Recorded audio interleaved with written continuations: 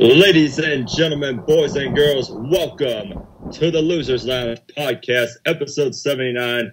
I am the Double R Wrestler Ryan. Welcome.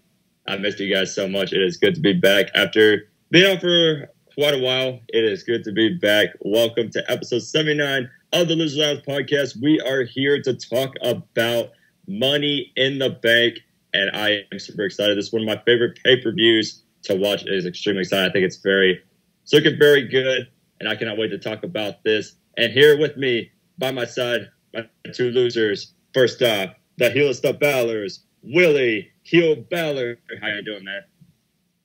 Well, thank you for the wonderful introduction, Double R. It's great to be back on this wonderful podcast with you guys. And it looks like we're heading towards a pretty good show, man. The WWE Universe is back. The Thunderdome is in our past. And, wow. Money in the Bank, man. I'm very excited for this show. It's going to be a good one. Absolutely. Man, it is crazy. Finally, at the end of the Thunderdome, like, that is insane. The fans are back starting Friday. Holy cow. It is insane to just even think, like, because, for a whole year, we did the Thunderdome and all that. But still, I got to say, the Thunderdome was pretty awesome, especially for the time that we were in, one of the worst times of our lives. But now it's going to be awesome seeing fans back. It is pretty lit. And ladies and gentlemen, you all know this one, Christian freaking Maracle. How you doing, man?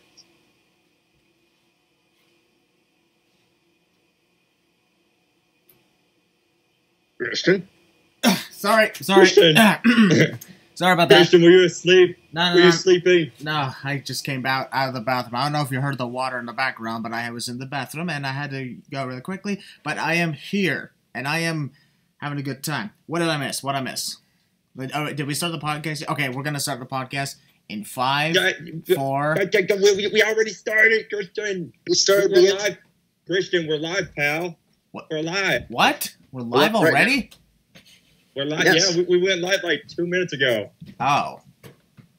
Well, we're talking about Money in the Bank. Oh. Well, fans are back. Thunderdome era is over. Son of a bitch. Yeah. Well, sorry about that. But you know what the rules are with Mother Nature? You gotta go. That's how it works. That's true. Damn, you could have at least told me you were about to go live. But you know what? Oh, Whatever. I'm sorry. Well, I didn't hear. My bad. Oh, all I'm right. sorry. But hey, better late than never. Yeah. All right. Ladies and gentlemen, it's good to be here. Thank you for the introduction, Ryan, even though I was a little late. Losers Lounge Podcast, episode number 79. Here to talk and predict the events of WWE Money in the Bank. And, yeah, ever since the last time we did the pay-per-view, we did the last Thunderdome pay-per-view, which was Hell in a Cell. Now, here we are. And Money in the Bank is going to be in front of the WWE Universe, live in Fort Worth, Texas, at, what is it called? The Dickies Arena. What the hell does that even mean? Yes, sir. Dickies Arena. So basically, Dickies is like a clothing brand, I believe, pretty much. It's been around for, I don't know, like years, I would say. Here's the thing. But it just basically it's a new arena that came up, I think, in 2019 or like last year, I think. I want to say 2019. Yes. Yeah. Well, here's a That's pretty question I new. got. The question I have is, since sodas are practically, getting their names put into stadiums and whatnot, are we ever going to see a Mountain Dew arena? Mountain Dew Stadium? I want to see that. That exists. I don't know. Yeah, I think that would be fantastic. Fabulous. I And mean, folks, we do have a Pepsi arena. Yeah, and if you hear noise going around upstairs, I have some people working on some construction areas outside my house, and there may be some noises here or there. So if you hear that, don't worry about it. Exactly. Okay. Anyways, thank you, Ryan, for the introduction, and good to have you back, Ryan. I know you've been out, whether it was on vacation or being sick or just having other things to take care of, but it's good to see you, man. Yeah, I'm glad to be back. Man, just love doing these podcasts. It's been kind of a rough couple months, but very glad to be back. Absolutely. And of course, folks, Double R Wrestler Ryan, as well as fellow member Connor Riley, who is not here, will be attending Money in the Bank. Yes, will be. sir. Yeah. Jerks! Yeah. You're going to Extreme Rules. That is true, folks. I will be at Extreme Rules in Columbus, Ohio. I will also be at AEW All Out in Chicago. So I'm going to be on tour throughout September. It's going to feel great. After everything we went through the COVID-19 pandemic, it's just going to feel awesome to be back. And it is incredible. So let's see this. Okay, so we got Money in the Bank, Raw, AEW Fighter Fest, AEW All Out, Extreme Rules, and AEW Dynamite. That is Holy true. Cow. That's all stuff we're attending. What a return. That's all stuff we're attending, folks. It's happening. It's happening. I must be dreaming. Here's the thing. Here's the thing, folks. Despite these reopenings and despite everything going back on the road and people going back on tour, we still highly recommend that you stay safe, get yourself vaccinated. If you haven't been vaccinated yet, wear your mask. Continue to wear your mask if in areas that require it, and always remember to be respectful of keeping the distance from anyone else to prevent the constant spread of COVID-19. Yes, sir. Yes, sir. Because I think I read this last week because I was on vacation in Florida. That I think in Las Vegas there was another case. I think it was a pretty big case, and apparently, quote unquote, big events are being considered being closed for next month. So I'm like, well, SummerSlam. Who knows about that one? But well, we haven't heard anything yet. So as of right now, SummerSlam is still scheduled for Allegiant Stadium in Las Vegas, Nevada, Saturday, August 21st. That should be exciting for those who bought tickets. It's pretty much almost sold out by now. First time ever SummerSlam is going to be in an NFL stadium, and that is going to be absolutely amazing to see. I'm not going to be there, folks. As much as I would like to be there, I will not be there. As much as I would also like to be at Money in the Bank, I am returning to the United States the following Thursday, because I'm going to be on vacation in Virginia to see Optimistic Hall of Famer, my brother, Long Neck Josh, and the folks down there. See how things are going around, and that's coming up though.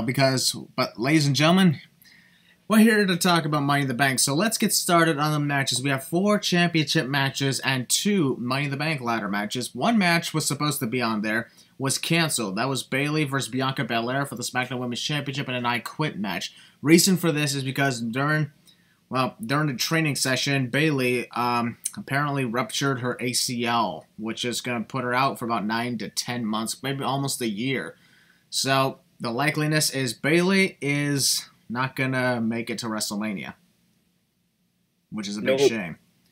And you know, the part that sucks about this the most is Bayley is one of the few people who actually did very epic and was one of the top stars throughout the COVID-19 pandemic era in the WWE. And just as the Thunderdome era was over, and just as she was about to be, competing in front of fans again, while everyone else is going on tour, she is sadly not.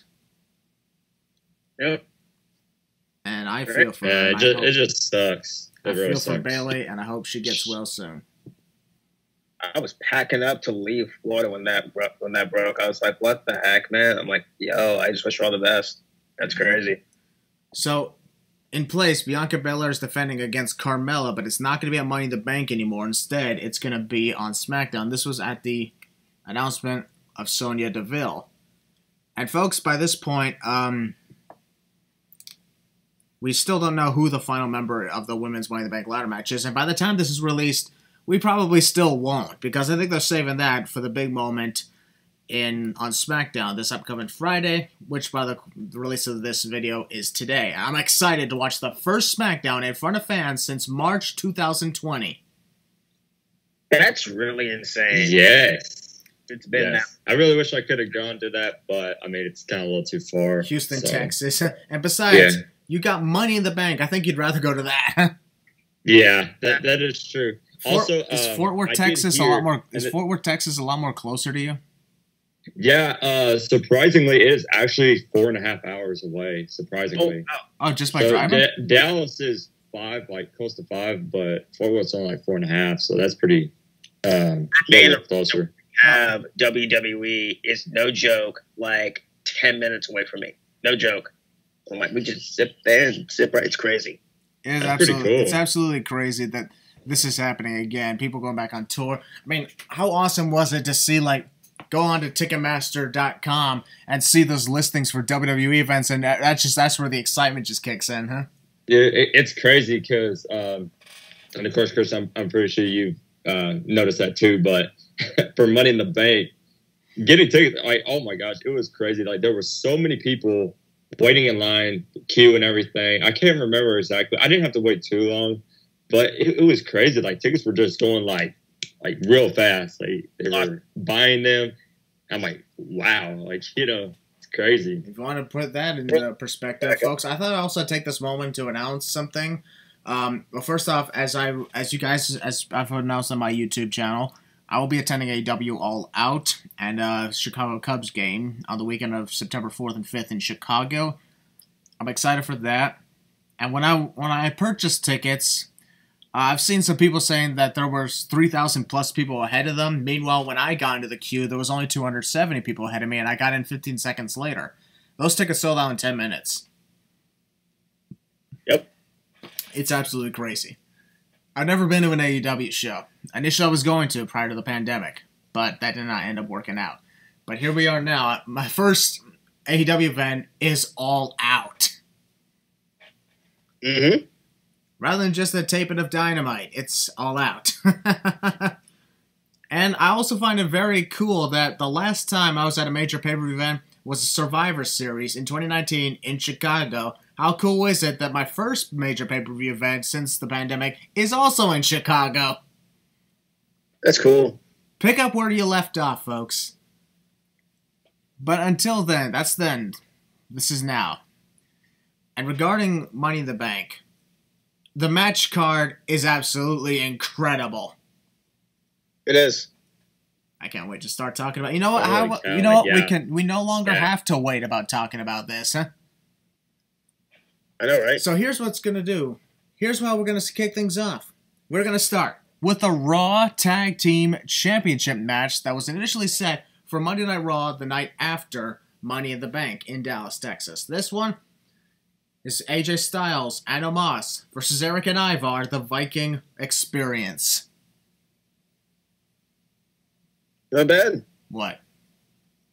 What? Why are you looking at me like that? Yeah, I heard what I said. They still call them that? Yeah, They still call them that? I heard what I said. Dang. Yeah, it's called the Viking Experience, right? Yeah, I mean, I'm pretty sure that's what they're what called. is it with creative naming these teams experiences and jobbers I and don't know. goofy Basically, names? I don't know. Our original podcast name was the Losers Experience, but Yeah. Yeah. And then they didn't they turn into the Loser Raiders? yeah, I don't know. But anyways, yeah, Viking Raiders, folks. Ivar and the former 24/7 champion Eric. I almost forgot he was champion. Yeah, that's because I haven't done a I 7-person forget scramble. about the 24/7 title half the time. Yeah. It's non-existent, man. Yeah, what's going on with that title? Now, I think the big reason is, like, let's be honest. The only reason the 24/7 title was actually going good is because they were going all over the place and doing many creative things throughout 2019. In the pandemic, they can't really do that. Plus, there were fans to enjoy it. Who knows? With fans coming back, there's a chance that more creative things can be done with that title again. Yes, sir. But in the meantime, the Raw Tag Team Championships, as the champions AJ Styles and Omos, I think this is like, what, only their second title defense? Yes. Well, Yeah, because well, I think who did they defend it? Oh, they defended against the New Day, I think, in a rematch. yeah. They defended against New Day in a rematch, but aside from that, I don't think they defended it. But then again, that was still more defenses than Brock Lesnar. Oh, dude, seriously. Have y'all seen the recent pictures of Brock Lesnar? This dude. Holy cow. Like, dude, that dude's rocking a ponytail. This dude looks like Buddy Murphy on freaking he's all jacked up and like he has a man bun. He's all grizzled out with the beard. First of all, Brock with the beard is so cool. It makes him look more dangerous. It does. And second of all, man bun. Wow. And he's in a butcher shop. Yeah, Brock Lesnar in a butcher shop. That's something you don't want to run into.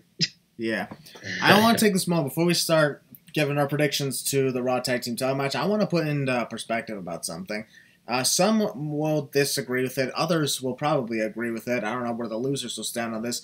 But I feel Omos is honestly one of the best 7'3", 4, or whatever, wrestlers that we've ever seen. There obviously has not been much among the likes of John Gonzalez, the great Khali, maybe once Shaquille O'Neal.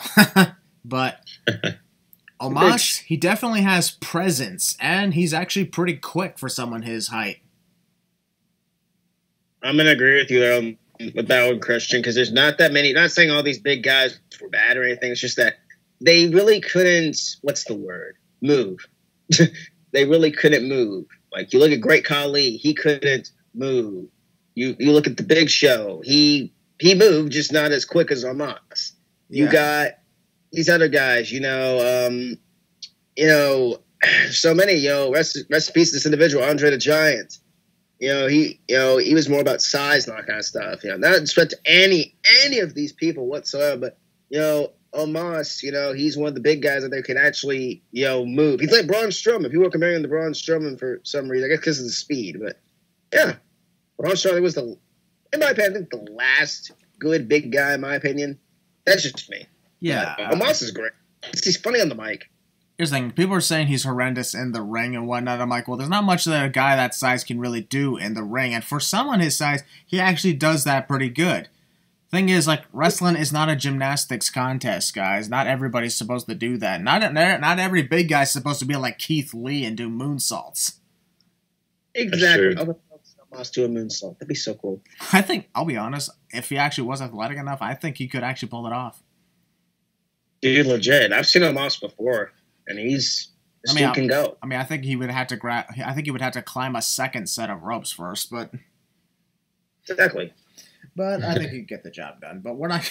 We're talking about Omos doing moonsaults. Wow, that's actually funny. Well, here's the thing: if he's on the future WWE 2K22 video game, then make him do a moonsault. Exactly. Yes, please. If you can make the Big Show do Sin Cara's entrance, then you can anyone do anything. The Undertaker do, the Bella Twins. Oh my God! I want to see Jinder Mahal a bike entrance. Huh? A what? Well, Jinder Mahal does have a bike, as we saw on Monday Night Raw, which was, of course, damaged by Drew McIntyre. You mean Jinder Taker? Jinder Taker. Yeah. Oh my God! I want to see that in the game. I want to see that in WWE 2K22. I legit, when he pulled up with the motorcycle, I legit thought it was The Undertaker. I'm not even joking around. Like, I legit thought it was The Undertaker. I'm like, wait, I thought you were retired, dude. I was like, what? I guarantee for some fans, it was like, I thought you were retired. Oh, wait, it's a guy I just wish was retired. Man, Jinders. I mean, though, Jinder Mahal is awesome, and I like this feud he's going with Drew McIntyre. I can see... Wait a second, we'll talk more about Jinder and Drew a little later. I was actually talking about, right now, the Raw Tag Team title match. Regarding back to Omos, you wouldn't expect someone his size to do, like, a lot of crazy things. But he's got quickness, he's got the agility, and not to mention, he's actually really good at making sure he doesn't get knocked off his feet. He is. Remember when Braun Strowman first came in 2015, the big deal was knocking him off his feet, which nobody could do. Exactly. So I think that this is really cool. Omos had his first one-on-one match this past Monday night on Raw when he took on Eric. Meanwhile, AJ Styles took on Ivar. Although I'm honestly like, wouldn't it make more sense for Ivar to take on Omos since he's the bigger man? Exactly. But you know what? It is what it is. AJ and Omos, I think majority of their team was to help AJ Styles become a Grand Slam champion, but they're actually doing really cool. They're kind of entertaining. I actually like that. And here's the thing. Funny enough, the Viking Raiders were some of the first people to have ever seen Omos. Remember Backlash 2020? I do. He just showed up as like the leader of Akira Tozawa's ninja group. Pulled out a giant-ass Drew McIntyre sword. Right. Oh, yeah. And then he became like the security guard for Raw Underground. Does anybody remember Underground anymore? I do. I miss it. Yeah, I thought it was really cool. I And miss Underground. now Omos was with AJ Styles. Now they're tag team champions, but at least this time he's doing more than just standing around. He's actually competing. Exactly. Yeah, he's already competed more times than Eva Marie. God, that's something else. That's Dude something Drop. else. Don't you just love that name? Dude Drop. You know, Dude, with job. this is a side note with Eva Marie. I guess I'm glad she got a second chance, and you know she's doing her job. People, she's a heel. People are like, oh, but she can't wrestle. I'm like, She's working the marks. I think that's the whole gimmick, actually. Legit. She can't. So that's why they have Dewdrop in her corner. She's doing very good at her job. Calling for firing and stuff, man. Just stop. She's doing her job. Leave her alone. Yep, if she's doing her job and you're getting mad, then she just did it properly. That's what a real heel's supposed to do. You're supposed to hate them. And people can make excuses saying we're mad at the creative, not Eva Marie. I'm like, no, you're not. You're clearly yelling at her. Exactly. It's a heel's job to be hated, and they're doing a good job at it. Bingo was his name-o. Anyways, I honestly think that the Viking Raiders are going to win the tag team titles. I actually see it happening. Get the audience going crazy at Money in the Bank. Okay. Double R, it's been a while since you were predicting anything on the podcast, so let's start with you. You talk on the Raw tag team title match. Ooh, all right. So I was kind of a little bit surprised. Well, not really. Because of course this was originally supposed to be on the Raw after Money in the Bank, but this got moved primarily because of Bayley's injury, and so they had an opening. Yeah, they had an opening. Yeah, so so they put this on Money in the Bank, which I think is going to be a good spot. I think it's going to be a great tag team match. I love the Viking Raiders, and I've loved AJ Styles and Almost as really two entertaining tag teams, if I'm being honest. I think they're going to do very good, and hopefully they get at least some decent minutes for this matchup. But I'm excited that we get the Raw tag team titles on the card, and so we'll see how this goes. I really would like to see the Viking Raiders win, become Raw tag team champions again. I don't know. I think they're probably, in my opinion, I think they're going to save AJ Styles and Almost for probably Riddle and Orton at SummerSlam, if I'm being honest. I could kind of see them going in that direction. But I'd be happy if the Viking Raiders do win the tag titles. But however, for this one, I think that AJ Styles and Almost are going to retain the Raw tag team titles in a very good match. And I think we'll probably see them move on and probably maybe feud with Riddle and Orton for SummerSlam. Hey, dude. That is my prediction. Hey, dude, it's Omos, not Omos. Hey, I call him Almost. I call him whatever I want. you mean a moose? I mean, a moose. No, A moose. That's gonna be his next name. A moose. Moose. Oh wait, there's already a moose in wrestling. And he's freaking good at his job. And he's also a giant, too, and he's quick as heck. Yeah. I love him. Yeah, Yeah. it is true. Wow. Okay, that's actually a funny coincidence. Yeah, no lie. I always call him Almost. Like, I don't know why, but it's just funny to me. But I just call him Almost. I remember back at TLC, I was like, "Hey, did the Miz win the Money in the Bank ladder match?" I was like, "The Miz won the WWE title match." Almost. Almost. All right. Because Omos literally was the cause of him losing. Dude, it's like so crazy. Yeah, it was so funny. Okay, The thing is, Balor. he literally could be like a. He literally could honestly play in the NBA if he wanted to. Probably could be. All right, Heel Balor, your turn. All right. And this match, it's going to be a good match. Both competitors are very good. Both teams are amazing. It can go either way. But Thank you, Willie. We will move on now to the next match. No, just kidding. Just cut you off. Okay. So we're just going to move away from me. It's like, well, just, there you go. All right, continue. Okay, for real. I think we're going to have the chance retain. I'm going to agree with Double R. I think we're going to have a title change. Maybe at SummerSlam. But I don't think it's going to be with a certain RKO and his sidekick, Shaggy from Scooby-Doo. You know with that thing. Wait, when did Matthew? Wait, what are you talking about? When did Matthew Lillard appear in WWE? I don't know. Although funny enough, they're both named Matt. I know, right? All right, continue. That's about it, man. I think we're gonna have the champs retain here. I think it'll be a good match, but I don't see a title change happening here. If it does happen, it happens. I'm totally fine with it, but I don't see it. So champs are gonna retain, in my opinion. Alrighty, ladies and gentlemen, we're gonna move on to the next match. The next match we're gonna predict is the Raw Women's Championship. And it is Rhea Ripley defending against Charlotte Flair, just like at Hell in a Cell. And while a lot of people did not see it, which I don't understand why, their match at Hell in a Cell was absolutely fantastic. And it was so good. So that's why I can't wait. I agree. That's why I can't wait to this. Can't wait to see the next one at Money in the Bank. Because they put on good matches. As much as people want to say that Charlotte Flair is overpushed, yes, she is. She is one of the best in-ring performers in the women's division. She can put on good matches. That's been proven so many times. People just don't want to look at it because they're too busy being mad at her accomplishments. So, I've been saying this for a very long time. Charlotte Flair, as you said, Christian, is overpushed. And I personally think of myself that she is overhated.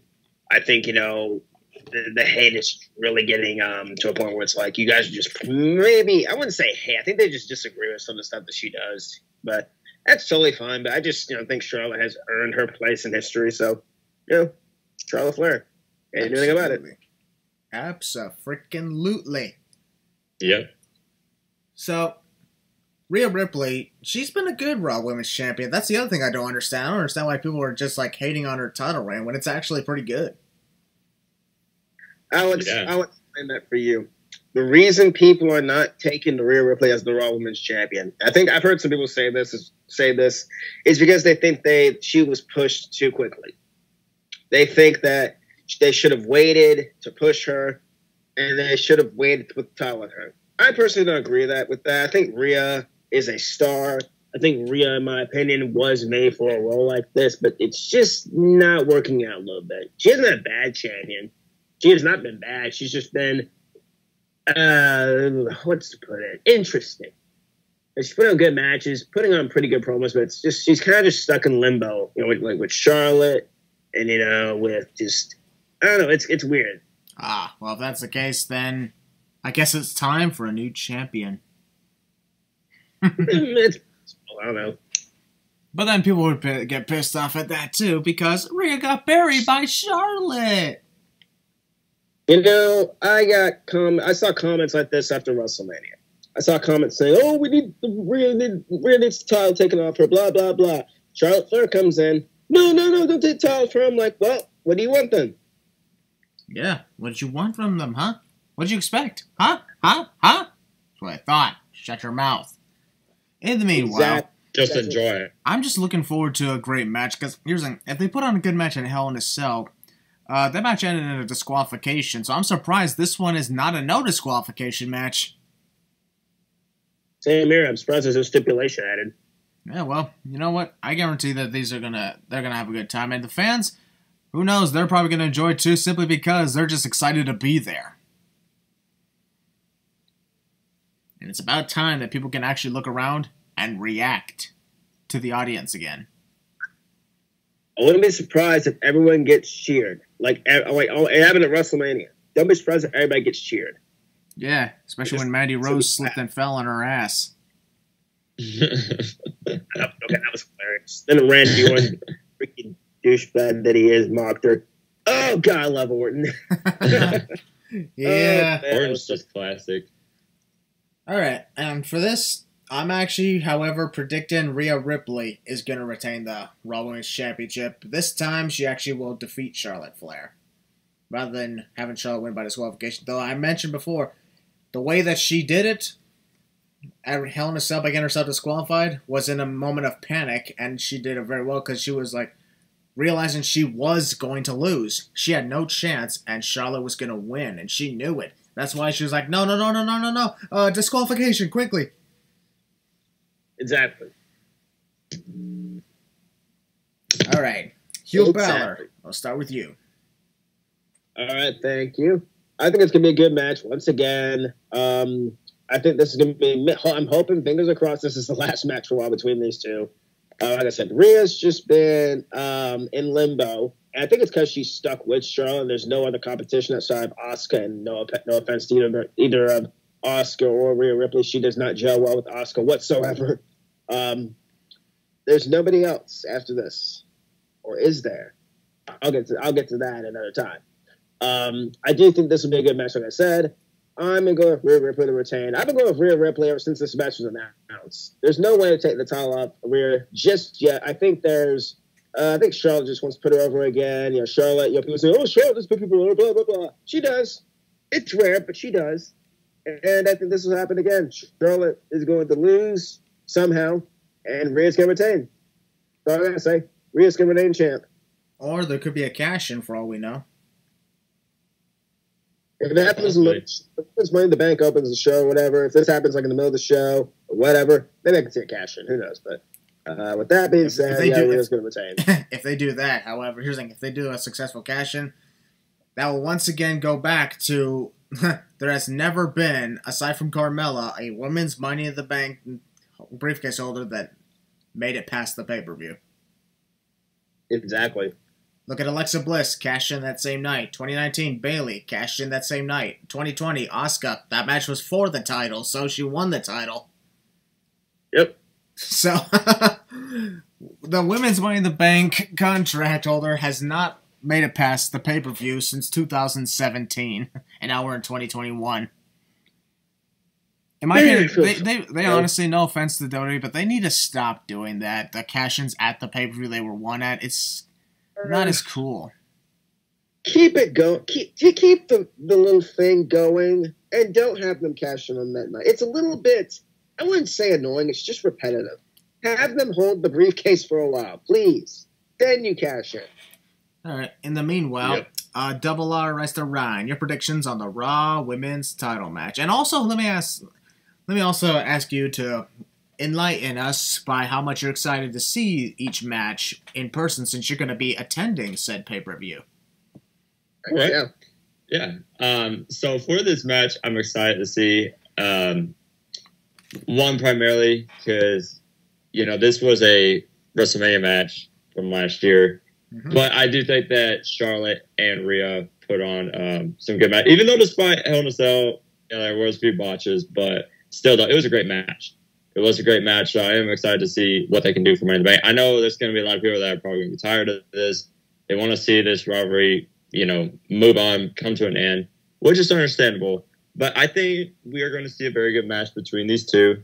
And I do think Rhea Ripley is going to win clean this time. I think she will defeat Charlotte Flair clean. I don't think there's going to be any distractions or anything like that. Now, possibly we could see maybe a Money in the Bank cash in. Maybe we could see a possible return in Becky Lynch. I don't know. I wouldn't get my hopes up too high, but I mean, anything could happen. We could see something happen. But for this matchup, I think Rhea Ripley will retain, and she is still going to be the Raw Women's Champion. All right, not bad. Okay, folks, it's time to move on to the championship matches. We are going to talk the Money in the Bank ladder matches last, as that's our tradition for Money in the Bank. So, this is going to be interesting, it's cool, it's exciting, and not to mention, it is historical. The WWE Championship match between Bobby Lashley and Kofi Kingston. One formerly of the Hurt Business, and the one currently from the New Day. I honestly think after what happened on Raw last Monday, the Hurt Business might entirely be no more since Bobby Lashley did that promo on MVP. Remember that? Oh, yeah.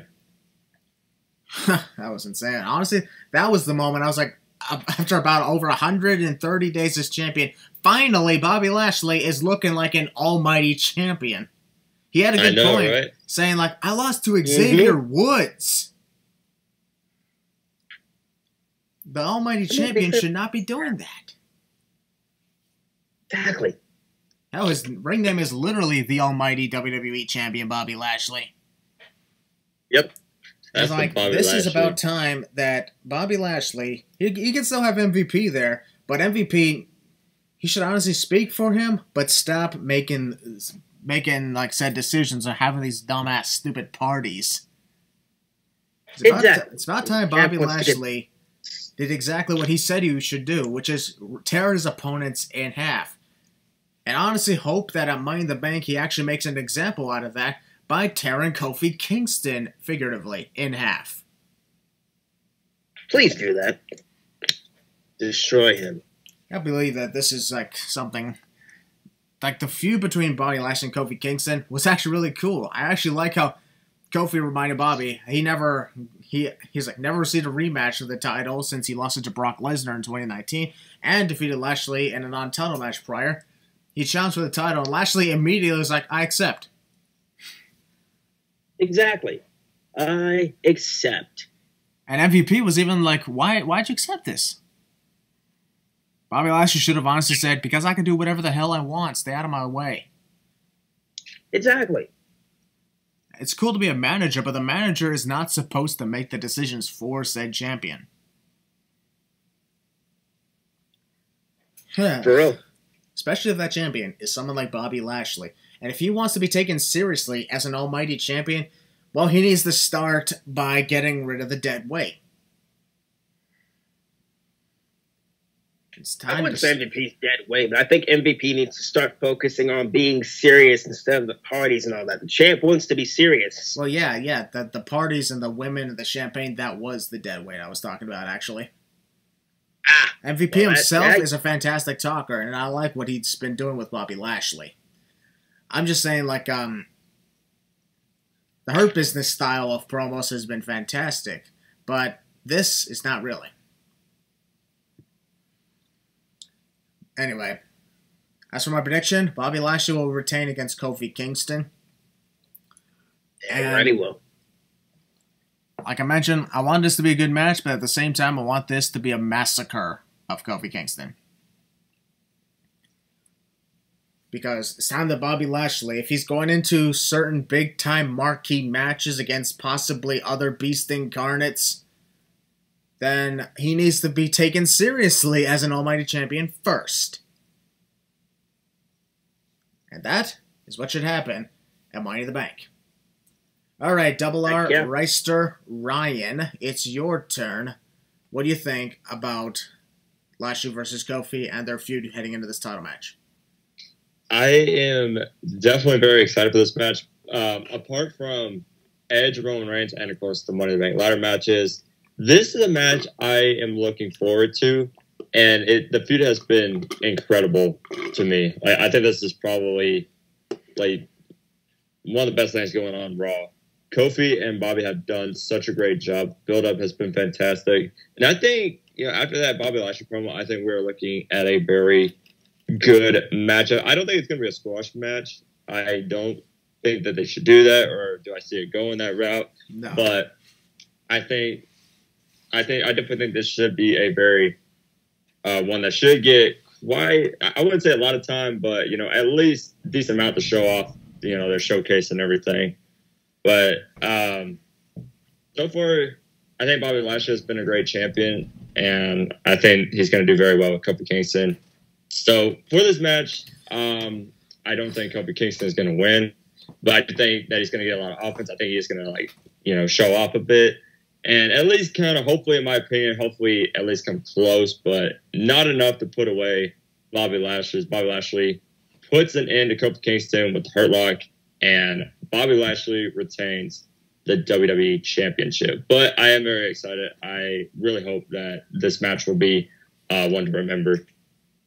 Yeah, absolutely. With the likes of Bobby Lashley being a champion, like when he first won against The Miz at the start of March, the literal start of March 1st, 2021, I truthfully thought that this whole thing was going to lead to Drew McIntyre getting his big WrestleMania moment, and that ended up not happening. The match at Backlash with the addition of Braun Strowman was pretty good. The Hell in a Cell match was awesome. We remember that. It was brutal. Absolutely. Yeah, man. So Bobby has not exactly put on bad WWE title matches in his reign. Mm-hmm. It's been good. And like for his first time being the WWE champion, they're actually giving him a really good reign. Champion for over 130 days. He's likely going to retain it at Money in the Bank. Possibly going into a big-time marquee match at SummerSlam. And who knows what will happen beyond that. He could retain it. He could lose it to said possible Beast Incarnate. Or he could continue on. And who knows what the future will have in store. But that's why an unknown future is an exciting future. That's the best part. Absolutely. And even, and it's kind of like, with Kofi Kingston, they gave him a very good reign with the WWE title. I think he had some very good matches. Maybe they weren't the greatest, but, he was defending the title. And he was putting on some good matches. Yeah. So, and the same could be said for Bobby Lashley. I think he's been great. Sure, may not be the greatest, but he has been a very good champion, in my opinion. And if you also look at another thing, ever since 2019, the majority of the person who was WWE champion is competing in his first reign and having a really good series of matches and feuds. 2019, Kofi Kingston, feuding with the likes of Kevin Owens, Samoa Joe, Dolph Ziggler, Randy Orton, and more. Then the following year, 2020, Drew McIntyre, feuding with the likes of Seth Rollins, Bobby Lashley, and Dolph Ziggler, Randy Orton, and then continuing on. And now we have Bobby Lashley feuding with the likes of Drew McIntyre, Braun Strowman, now Kofi Kingston, and who knows who he's going to face off against in the next. But I actually like that these WWE champions lately in the last few years have been those competing in their first title reign and putting on great match after great match. We've talked about a lot of those great matches too, remember? Oh, yeah. Yeah. All right. Before I get to Heel Balor, I will also note something else that he is definitely going to talk a lot about. This is not only a great match, I also mentioned it was a historic match. I'll allow Willie himself to say that. But I will say this is a fantastic moment for a certain community. So, Heel Balor, let the audience know what I'm talking about. Well, thank you, Brother Maracle. This is very historic. But before I get into it, and I want my brothers here to obviously play along with me because, it's history as well for them. It's history. It's my history. Who do I think is going to win this match? I'm going for Bobby Lashley. I'm not going for a massacre. I think I want Kofi to at least go in there and try to win, but he's not going to. Bobby, in my opinion, has been a pretty fun champion. I've enjoyed it. I was so happy when he won the title. Took him a while to do it, but became WWE champion. And I'm happy for my man Kofi finally getting this rematch, man. I've been waiting for a long time for Kofi to get his rematch, man. I'm like, when is he getting this rematch? He deserves his rematch. It's like when Balor didn't get his rematch for about 2 years, I think. Same thing with Kofi. Yeah, it was a year and a half before Finn Balor got his rematch, and it was against Roman Reigns. Yep. It was good. And here we are, Kofi. Finally getting his rematch. About freaking time. I'm going to go with Bobby Lashley to retain. It's about freaking time they're treating him as a dominant force. I think they're doing that for a reason, for a certain somebody. We don't know who that certain somebody is until that certain somebody comes back from, hunting and, chopping down trees and, I don't know what he's doing. But, anyways, that certain somebody should be coming back very soon. Anyways, besides the fact, Bobby Lashley's been great as the champion. Although I do miss the Hurt Business. I'm not going to lie. I still miss the Hurt Business. But I'm going to go Bobby Lashley retain the WWE Championship. No if, ands, or buts about it. If Kofi wins, I won't be upset. I love Kofi as well. But Bobby Lashley's been on this run. I don't think it needs to stop. Bobby Lashley retain the WWE title. And on to what Christian was talking about, history. Well, this is the first time ever, yes, the first time ever that two African Americans will be battling for the WWE Championship. Ever. This has never happened. Never. We've had previously black champions and black challengers, but never against one another. Yes, sir. And this is the first time ever this is happening. And I don't know why. I guess it's understandable why they're not bringing up in storyline.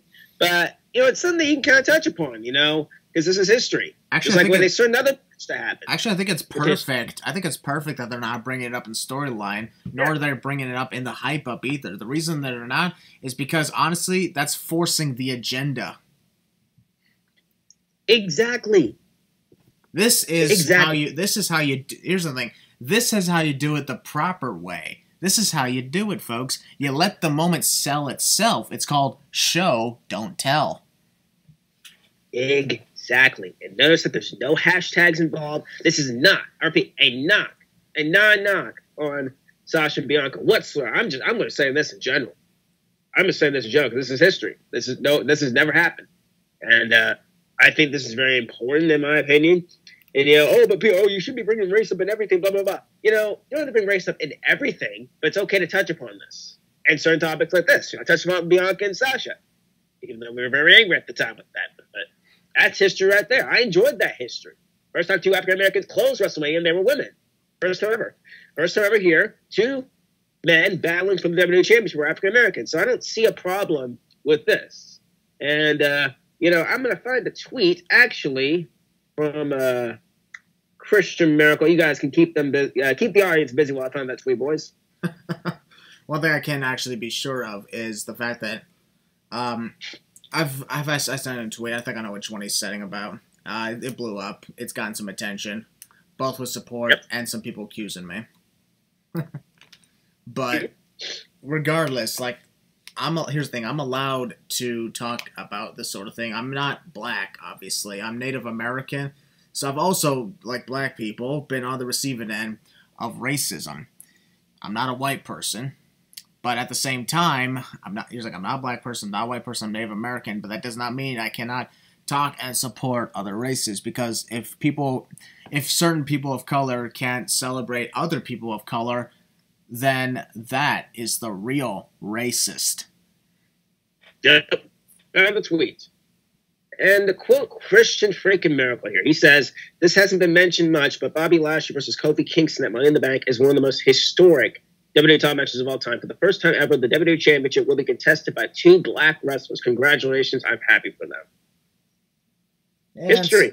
And some people have actually said that I'm a white person trying to sound cool by posting like that sort of thing. But I'm like, well, here's the thing. I'm not white, and even then, it doesn't matter if I'm white, black, Native American, or other types of races or colors. The thing is, supporting the community is what's important the most in this sort of thing, and that's what I did.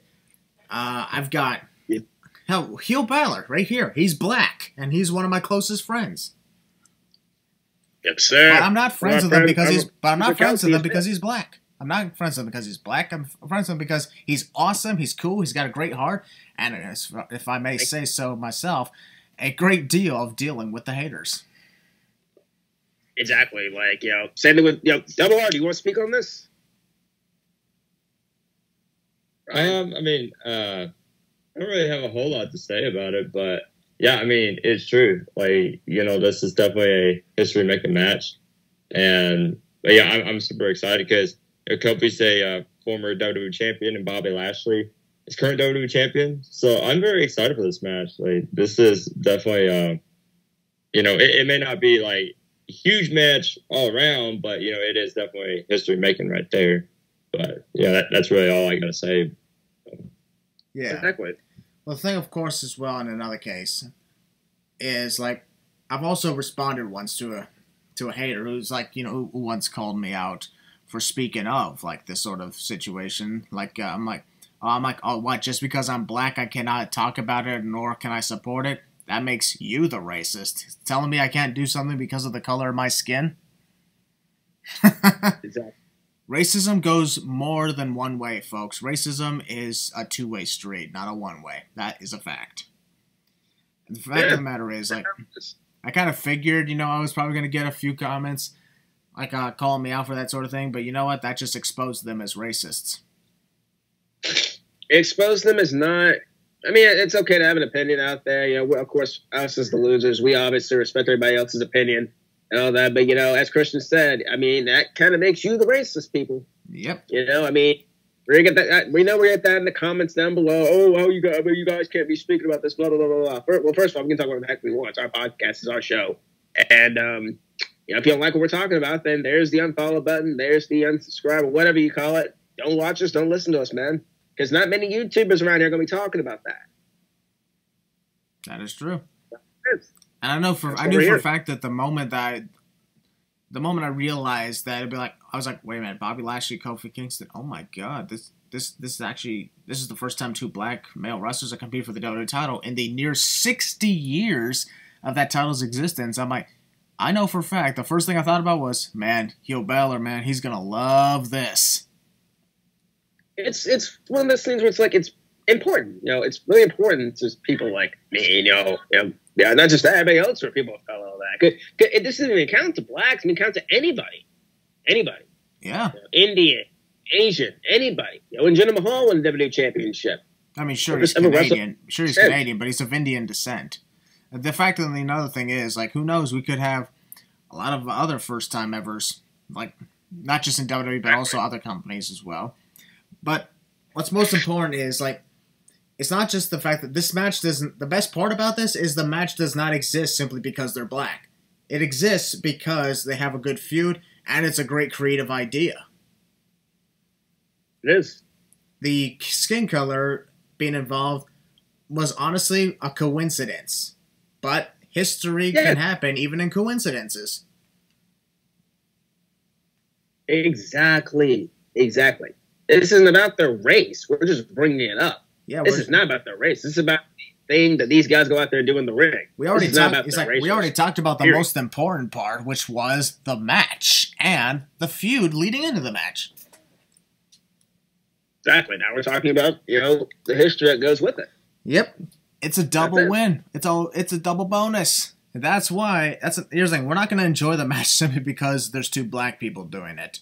We're going to enjoy it because this is a match I want to watch. It looks cool because Kofi Kingston, Bobby Lashley, they're both great competitors. We watched them for over 10 years. Sir. We know what they're capable of. They're both former world champions. Yeah. Bobby Lashley's the current champion. Kofi Kingston's a former WWE champion. Yep. So, all of us basically picked Bobby Lashley to retain because we have a feeling that we're going to talk about something kick-ass for SummerSlam, right? Dang right, homie. So who's ready to talk about a certain dream match? Anyone? Let's do it. Anyone else? You know I am. Yeah, that's what I'm talking about. Ladies and gentlemen, go! We are going to watch for the Universal Championship Jimmy Wang Yang versus James Ellsworth. Whoa, hold on. That's not it. Yeah, that's not it. It's Rikishi versus The Rock. Oh. No, guys. I told you guys Santino Marella is going to come back and squash Roman Reigns and take the Universal Championship. Shit, I forgot about that. Okay, folks, for real this time. Ladies and gentlemen, for the Universal Championship, the match that should have been at WrestleMania. 1-on-1 for the Universal Championship, Roman Reigns versus Edge. Yep. And I'll be honest, I was pretty shocked to see Edge return. It was like, holy cow. I'll be honest, I did not think... I was honestly thinking... We've heard possible reports of Roman Reigns facing John Cena at SummerSlam. I'm like, who the hell is he going to face at Money in the Bank? I mean, I don't think it's going to be Mysterio. I mean, I actually thought perhaps Dominic Mysterio. I mean, Rey Mysterio already did that. So, maybe possibly Dominic. Who knows? Maybe this guy. Maybe that guy. But then, You Think You Know Me hit. And I was like, oh! I was like, wow. Exactly. They already made Money in the Bank and a completely stacked show, and this is one of them. And I want to put something out here. Money in the Bank has had a history of amazing world title matches. Y'all remember those likes? Oh, yeah. Allow me to put John Cena, CM Punk. Yeah, I'm about to put some examples out here. I'll be honest, 2010, Sheamus versus John Cena in the cage match. That was actually really good, even with the Nexus interferes. 2011, not just CM Punk and John Cena, but also Randy Orton and Christian. Oh, yeah. Might have been 2012, CM Punk and Daniel Bryan, no disqualification. 2013, there wasn't really a good world title match. I mean, John Cena, Mark Henry, that was an alright match. And whatever the hell else happened. 2014, that was the WWE title ladder match. Because it was vacant. Yeah. 2015, Seth Rollins and Dean Ambrose in the ladder match. Yep. 2016, Roman Reigns versus Seth Rollins. Yep. 2017, not really. Jinder Mahal and Randy Orton, that was okay. 2018, AJ Styles versus Shinsuke Nakamura. Best match out of that feud. Jesus, that was so good. 2019, Kofi Kingston versus Kevin Owens and AJ Styles versus Seth Rollins. And then, of course, 2020, really Drew McIntyre and Seth Rollins. Exactly. You see, this is why I'm like, and now we have Bobby Lashley and Kofi Kingston and Roman Reigns versus Edge at this year's Money in the Bank. Not just, these Money in the Bank ladder matches are going to be fun to watch, but we just know the world title matches are also going to be just as, if not more fun. Yep. And Roman Reigns and Edge, this is the dream one-on-one match I wanted to see since Edge returned in January 2020 at the Royal Rumble. This is going to be great. The head of the table, tribal chief, and without, in my opinion, the greatest, the best Universal Champion of all time, and the best World Champion of the last 5, possibly 10 years. He's been pretty good, I'm not gonna lie. Yeah. Been really good. He's been champion for 11 months now. 11 months! And it still feels like only yesterday he won it. 11 months. Dude, it's so crazy. Like, this dude took them a while, but they finally did it. I guarantee, here's what I'm going to do. If he's still champion by the end of August, I'm going to be like, August 31st, 2021. Man, it feels like only yesterday that Roman won the title. Well, that's because he did, just a year ago. Exactly. And he has been a fantastic champion. Honestly, I think he should hold it into 2022. Yeah, he should. This is honestly a type of title reign that deserves to be held for even past 2021, heading into WrestleMania 38 in Dallas, Texas. See, that's the... And I think that's the whole key. In order to do a long reign, you have to be really invested in your storytelling and your feuds. And I think ever since Roman Reigns has won the Universal Championship, we've seen him put on amazing matches, along with amazing feuds too. You know, Jey Uso. That was a very, very good match and great storytelling as well. Hell, I remember on the Losers Lounge podcast when we talked about the match at Clash of Champions, we actually felt like we were getting anxious watching that match. Yeah, that's just how good it was. And when it came to Hell in a Cell, like predicting Hell in a Cell, while it wasn't as good as high as the Clash of Champions match, we on the predictions of Hell in a Cell, Willie, you and I were freaking scared to talk about it sometimes. Seriously, legit. I'm like, if you could do that, you made it somewhere big. And yeah, and that's how you keep a champion going. Like, if their momentum is not hurt or anything, if it's something like that, keep it going. Keep it going. Man, I still remember that Hell in a Cell match with Jey Uso and Roman Reigns, the I Quit match, where during the match, here's the thing, it got to the point where even I was yelling at the TV, Jay, just freaking quit, man. Just quit. This is not worth it. Seriously.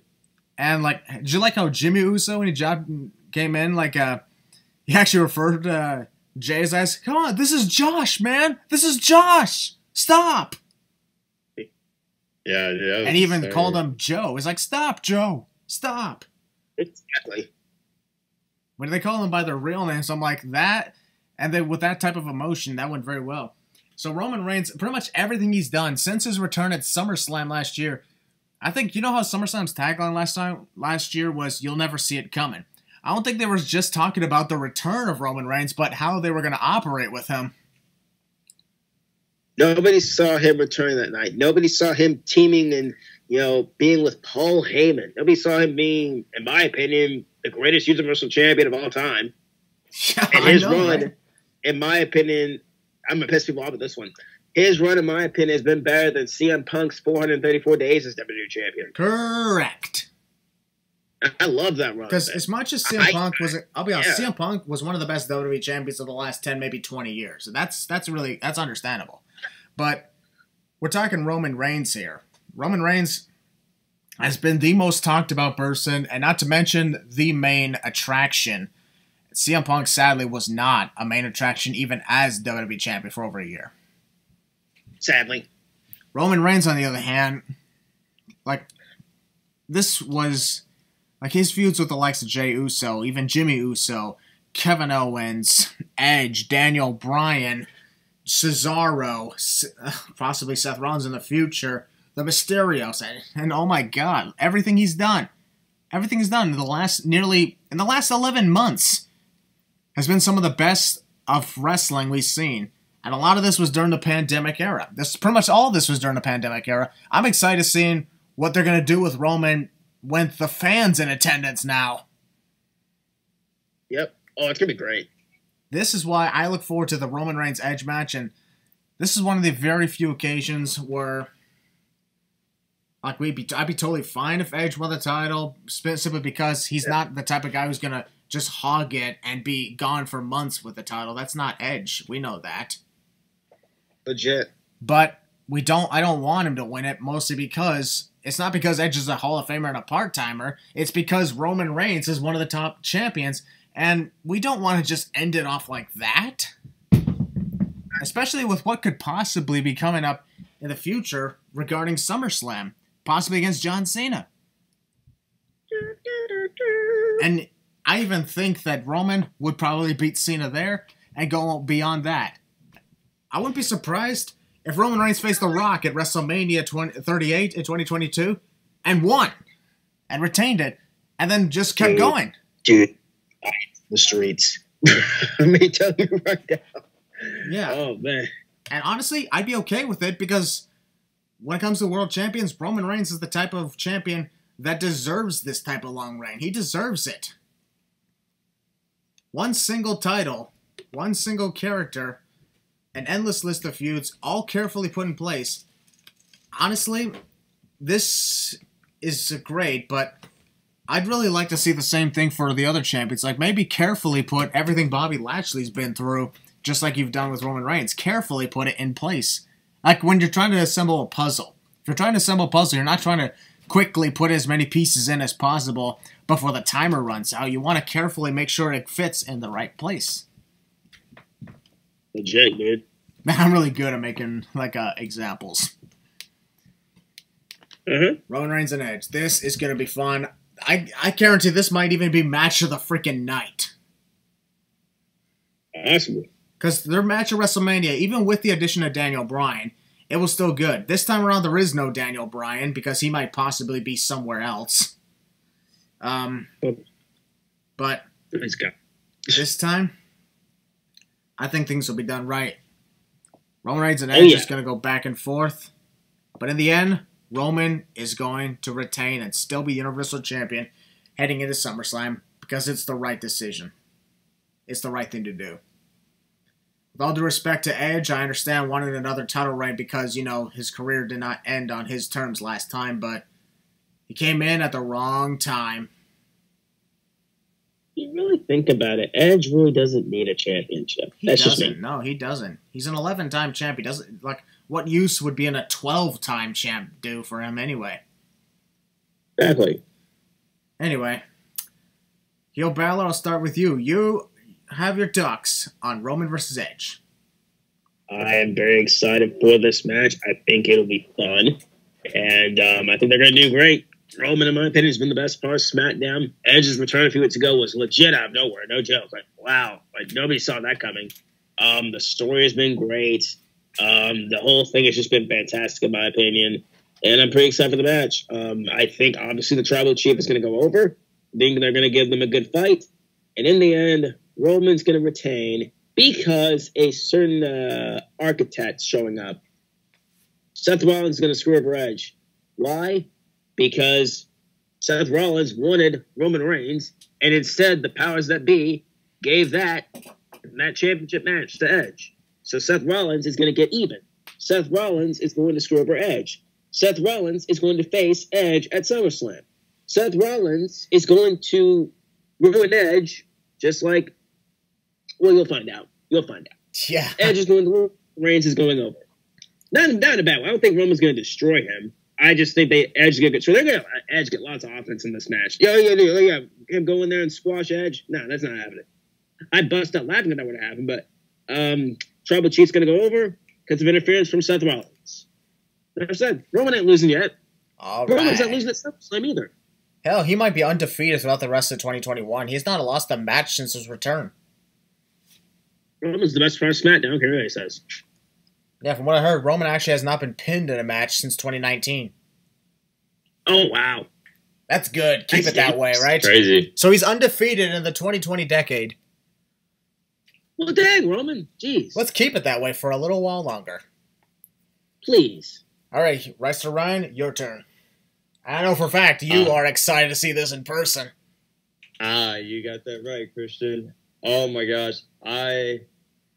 This is the match I'm looking forward to the most. Like, I was shocked. I did not really expect this. Like you said, Christian, like, I was kind of thinking, I'm like, who in the world is Roman Reigns going to face? Like, I didn't even think about Edge. And then, like, whenever Edge returns, it's like, oh my gosh. And then we got, Edge versus Roman Reigns. And the original WrestleMania 37 match that we were supposed to get before it was a triple threat, we get to see that at Money in the Bank. And I'm super excited. I think this is going to be a very great match. I think definitely match of the night. I don't know if this is going to be the main event match or not, but I think it could possibly be. I think it will be, honestly. Yeah, I think it has a very good potential. But I think this is going to be great, and I'm excited to see Edge return. But for this matchup, I think we kind of all really know, as much as I love Edge, I don't think he should win it. Could he win it? I mean, they could, but, he definitely could. Not saying that he's not, but I think with anything, the way Roman Reigns is right now, you should not kill his momentum. You should keep him going, keep that Universal title on him. So, this will definitely be a great match. Edge will probably have a lot of great offense, and I think he's going to come pretty close. At least I hope, he gets to a point where, in my opinion, for Edge, goes for a spear or something, and he's about to win the Universal title, then all of a sudden, here comes Seth Rollins, and Seth Rollins ruins Edge and, possibly trying to win the Universal title, something like that. That could be pretty good, and then that sets up Seth Rollins versus Edge at SummerSlam, because, we pretty much already know that that's where they're going to go. That's the direction that they're going to go in, because, at Talking Smack, it was pretty much the seeds were planted there, where Seth Rollins, was heated that he didn't get a Universal title opportunity. Seth Rollins wanted the Universal title, but that was given to Edge. So pretty much, I think we all know that that's where they're going. Edge versus Seth Rollins at SummerSlam. So I think the best way to do that is, and I'll get on another touch with this later on, but I think the best possible way to do that is to have Seth Rollins screw over Edge, where Edge is almost going to possibly win it, but Seth Rollins comes in and he pretty much, takes away Edge's chances from winning the Universal title after Edge took away his chance. So I think that would be a very kind of good start to pretty much start it. So for this matchup, I have Roman Reigns retaining the Universal Championship. All right. That is going to be good. Man, I cannot wait for that. This is going to be such a great show. I'm so excited for Sunday. I'm going to actually invite a couple friends over, possibly, and enjoy the show with them. Making sure, don't worry, folks, to anyone listening to this, I'm making sure that anybody who shows up in my house is fully vaccinated. If not, you're not allowed in. Heck yeah. I, myself, will be having a good old Skype watch party with my boys. You guys know what I'm talking about, obviously. I know you guys are watching. I love you guys to death. We'll be enjoying the show together. It's going to be great. I'm very hyped for Sunday, man. It's going to be great. Yep. Okay. Now it's time to talk about the Money in the Bank ladder matches. Here's the thing. Since I have some obligations I have to take care of soon, so I'll make sure to go through this as quick as possible, but not too quick, if you get my meaning. But I'm excited for the Money in the Bank ladder matches because I look at both of them and holy crap, they're stacked. More stacked than the SmackDown roster? Yeah. Well, okay, maybe, yeah, but... Let's talk about the women first. I know that doesn't make me sexist, folks, so stop saying that all the time. Exactly. So, here's what we got going on. First off, on the women's side, we have Natalya versus Alexa Bliss, Naomi, Asuka, Nikki Cross. Actually, wait, that's not Nikki Cross. That's Nikki Ash. Nikki, almost a superhero, or we call her Super Nikki. It's an interesting thing. And also, this is very interesting. The returning Zelina Vega. Yeah, dude. Let's be honest. Did any of us see that coming? No. Zelina Vega. When Sonya Deville announced, "Please welcome the next participant, Zelina Vega," I was like, "What?" I'm like, "Oh my god!" Wow. It's so awesome. But I like what they're doing with one of the current participants in the match, Liv Morgan. Liv Morgan, it seems like she's finally getting a push that the audience have been overhyping her for. Because as much as Liv Morgan's a great wrestler, I don't understand the big hype for her. In comparison to others, anyway. Yeah. So, Asuka, Naomi, Alexa Bliss, Nikki Ash, Liv Morgan, Zelina Vega, and Natalya. There's still one more to be determined. That's going to likely be revealed on SmackDown on Friday. The podcast will be released prior to all that, so here, let's see if we're going to be right about this. I predict the final person will be Sonya Deville, putting herself in. All right. Yo, Balor, who do you think is going to be in the last pick? I am going to pick the same. I think Sonya Deville is going to be in it. I was going to go for a certain boss, Sasha Banks. But I think Sasha is showing up on SmackDown to confront Bianca Belair. So she's out. After Bianca defeats Carmella? Yes, that one, yeah. And no, people, Becky, it's not going to be Becky Lynch, so calm down. Y'all want to be Becky Lynch. It could be, but here's the thing. It could be anybody. Hell, it could be someone we're not even thinking of. Could you mention with the NXT call? I think it could be possibly Toni Storm. Isn't she debuting on SmackDown soon? Yes. Yeah, I think that'd be cool. Could possibly. Reister Ryan, who do you think is going to be in the last spot? Okay, so for the last spot for the women's Money in the Bank match, I think it is going to be Eva Marie. Oh my god. I'm just kidding. I'm kidding. I guarantee. Oh my god, this gives me an idea. What if Eva Marie actually does show up, head into the ring and attempt to climb the ladder and unhook the briefcase, thinking if anybody can unhook the briefcase, they'll win it. And she just walks off with it. See that. But of course, it's like, you weren't a participant in the match. You had to give that back. Exactly. Right. But no, for my actual pick, I can definitely see. I think probably maybe Sonya Deville. I think that would be pretty awesome. But either that, or I could see Sasha Banks returning and entering herself into the women's Money in the Bank match. I don't know. Like, it's probably, for me, it's either Sonya Deville or Sasha Banks, to be honest. Like, so basically, I don't know. I can't really decide. Basically, just for since you guys went with Sonya Deville, I'll go with Sasha Banks. Okay. Yeah, I'll go with that. I think it should be Sonya Deville because the addition of having her compete again, as well as bringing back Sasha Banks, I think that just adds more women to the table. I mean, we got Tegan Nox and Shotzi Blackheart showing up now on SmackDown, and Toni Storm's on her way. The place is getting loaded. I think all this stuff was done on purpose. Wait until the fans are coming back before you bring in the big numbers. Exactly. I think the same thing could possibly be said for the tag teams as well. Here's the thing. They've got enough tag teams. They just need to pull the trigger on them. That's the problem. Yeah. That's why people got to stop saying they don't have enough. You know what's so crazy? I was looking at this not too long ago. But I saw, of course, WrestleMania 37, women's tag team tournament match. And we looked at all the women's tag teams. And it was stacked. And I look at it right now. Like, you look at the women's tag team division, wait, where is everybody?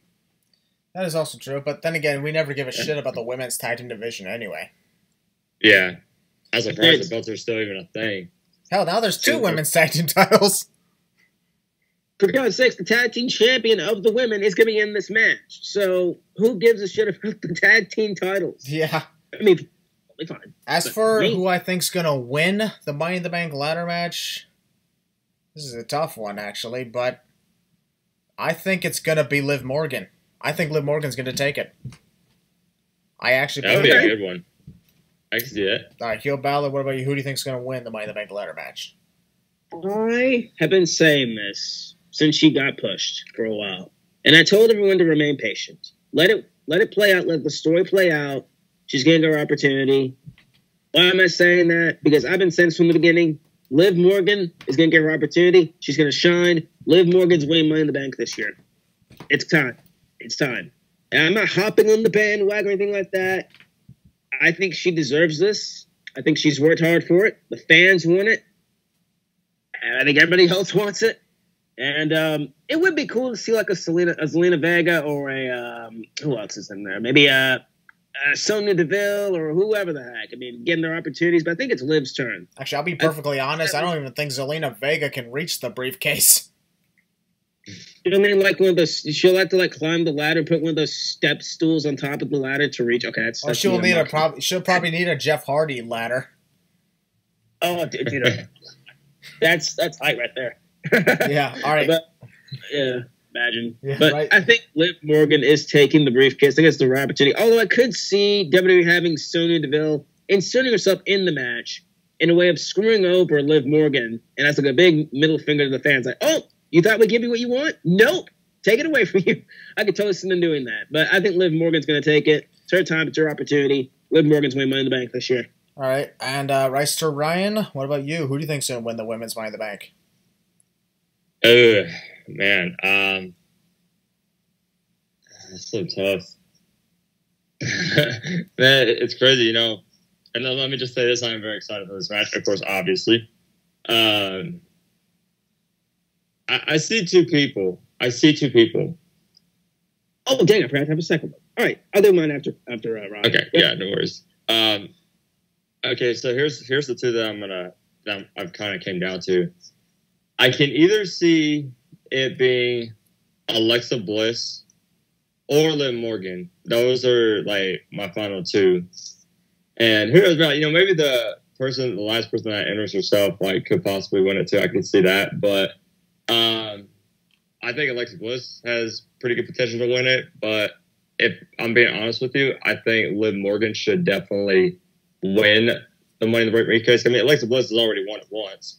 But I think, if anything, I think they should give the opportunity to Liv Morgan, like you guys said. So I'm really hoping that they go with Liv Morgan and give her the briefcase. You know, actually, you make a good point, Ryan, about something. Sonya Deville possibly winning it to stick in the face of Liv Morgan. I said that. Yeah, kind of. Yeah, that's Willie. Yeah, sorry. Regardless, you guys have a good point because that is true. Liv Morgan, it seems like Sonya was doing everything to make sure that Liv was not in the match, and when Liv was getting her face about it, Sonya was clearly pissed off when she announced that Liv Morgan was the replacement. Plus, Sonya's been throwing her weight around as the authority figure, which I still understand why you need two authority figures. Ugh. But I like Sonya. I just wish seeing her in the ring. So I'm thinking, Liv Morgan versus Sonya Deville. We got a feud right here, folks. Who knows? We could have a SummerSlam match right there. Yeah. That's true. I would not be against that, actually. Yeah.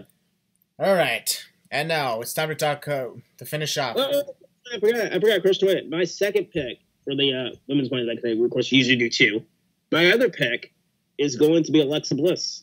Because before Liv Morgan was announced for this thing, I was Alexa all the way. And plus, people for some reason have been souring on Alexa Bliss and their character. Don't know why. And I do know why. Because the Fiend's not here. They're souring on it because the Fiend's not here. And it's not interesting, blah, blah, blah. I think it'd be kind of funny to give Alexa Bliss the contract just to stick it in everyone's face. Like, ha, ha, ha, look what we did. Yeah. So my other pick is going to be Alexa Bliss to win. All right. Time for the men's Money in the Bank ladder match to finish off the podcast. We have Ricochet, John Morrison, Matt Riddle, Drew McIntyre. Yeah, it's quite possible Matt Riddle is going to be his name again, because from what I heard, people have been literally saying Matt Riddle on WWE television. Notice that. Ricochet, John Morrison, Riddle, Drew McIntyre, Big E, Kevin Owens, Seth Rollins, and Shinsuke Nakamura. Well, that's another stacked ladder match. Or stacked in the NXT roster. Yeah, it's like full of favorites, left, right, up, down, hell, even diagonally. Yeah, man. If you can have favorites even diagonally, you already did something good. Oh, definitely. I can't wait for this, but here's the thing. I got some stuff I have to take care of, so I'm going to have to be out of here soon. But I will say, I like the matches that have been going on with Ricochet and John Morrison on Raw lately. Especially that False Count Anywhere match. That was so good. There's so many different people who could actually benefit from this win. And others who I think are just in it to put in some good moments. Those who are in it for the good moments, I think, are the likes of Ricochet, Seth Rollins, and Kevin Owens. Those who I think would benefit really well, possibly John Morrison.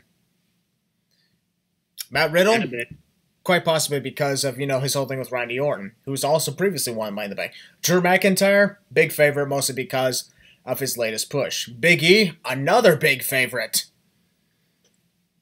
Who I think, oh my god, that would be so cool. How cool would it be? What if Big E won the Money in the Bank ladder match? What if Kofi beat Lashley, and then Big E cashed in on Kofi? That'd be cool. No, I don't see Big E as World Championship material.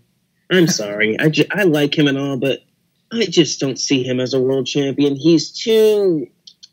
I don't know. I know what everybody's excited for, though. Yeah. Everybody's excited to sing along to Shinsuke Nakamura! Yay. Definitely. Yeah, the crowd's going to be electric for that. Ryan, you better get your pipes ready for that. Oh, yeah. Rick Boggs. It's Rick Boogs. That's actually a really kick-ass name. It's pretty dope.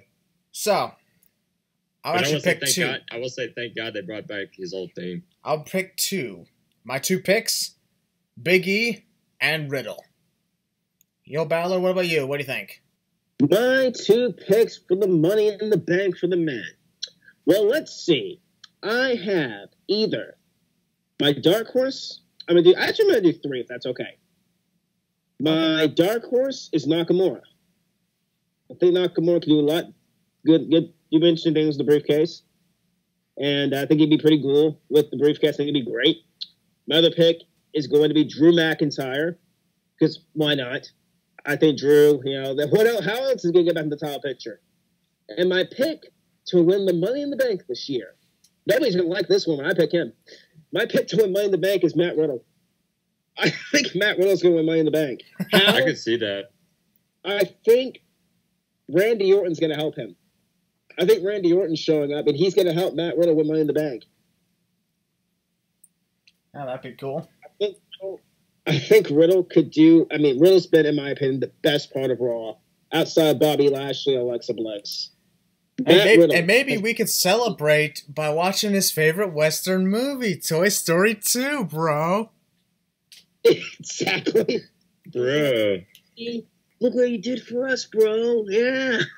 Yeah, honestly, I like what they're doing with him. I used to not like this guy at all, but I like his change up right here.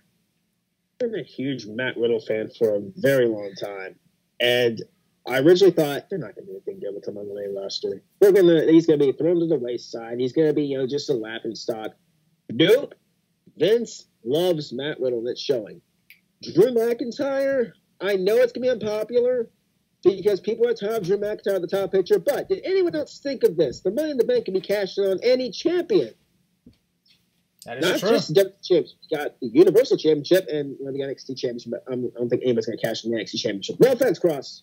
And, another pick, of course, Nakamura, like I said, I think he's also a shoo-in. Rollins, I think what's going to happen, if the men's match closes, which I think it will, what's going to happen is that, I'm trying to think how this could work out. Somehow Edge is going to get involved and screw over Seth Rollins. Somehow. Or either way, someone's going to screw over somebody with Edge and Seth Rollins. Well, here's the thing. I think the Roman Reigns Edge match is going to take place after the men's Money in the Bank, so Seth is going to lose and be so pissed off about it. Yeah, that's what I'm thinking. Yeah, something like that, because I think it's going to coincide with what's going to happen in the Universal Championship match, because I don't see Seth Rollins winning Money in the Bank. The others, Kevin, maybe Ricochet, no. John Morrison, no. And Big E, I just don't see it. I don't want it, to be honest with you. It's not that he's bad or anything. So I don't see him as a world champion. He's like Kofi. I just don't see him as a world champion. Yep. You know, the smiling, the gyrating, it's just, it's a little cringe to me. He's a great promo cutter. He's a great mid-card champ. But as world champ, I'm good. I'm good. I won't be upset if he wins, but I just don't see it. All right. First pick for Money in the Bank is Matthew Riddell. I'm sorry, Shaggy from Scooby-Doo. Matthew Riddell. That's pretty funny. I've been calling Matthew Riddell for a long time. All right. I love Double R Rest Ryan. Let's finish it off. Who are your picks for the men's Money in the Bank ladder match? All right. So, man, I think, of course, this match is so stacked. I think this is really anybody's game. Like, this is probably going to be one that is probably going to be insanely unpredictable. I think, like, oh my God, I don't really know who is going to win this match, honestly. But I'll have 3 picks. My third one being the dark horse. I think my dark horse has to be probably Big E, in my opinion. I can kind of see them going, like, for a feud with him and Roman Reigns, possibly. And for my second one, I'm going to go with Riddle. I think he has definitely done a great job, especially, in my opinion. I'll be honest, I wasn't really too hyped about Matt Riddle from the start, but he has really grown on me a little bit. And I think he has definitely become, like, probably, like, one of the best parts on Monday Night Raw. So I definitely think that somehow, like, Randy Orton could come in and pretty much help Riddle win the briefcase.